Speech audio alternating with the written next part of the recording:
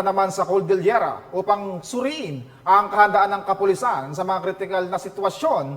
Sumailalim sa Civil Disturbance Management Simulation Exercise ang mga tauhan ng Regional Mobile Force Battalion 15 sa Camp Dangwala, Trinidad, Benguet. Ibabalita yan ni Police Corporal Jennifer Cabael. As observed, a street-like platoon is deployed in a single line formation, followed by a period of parapet protection.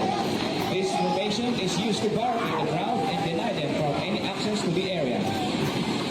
Nagsagawa ng simulation exercise o civil disturbance management bilang bahagi ng quarterly operational readiness inspection or assessment and performance audit ang mga kapulisan ng Regional Mobile Force Battalion 15 sa Camp Major Badudangwala, Trinidad, Benguet nitong ika-27 ng Hunyo taong kasalukuyan.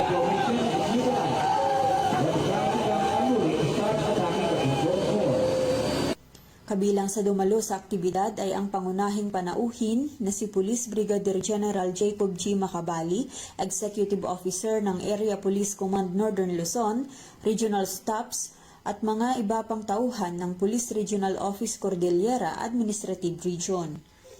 Isinagawa ang pagsasana at pagtatanghal na ito upang masuri at mapahusay ang pagiging handa sa pagpapatakbo at mga kakayahan sa pagganap ng mga kapulisan.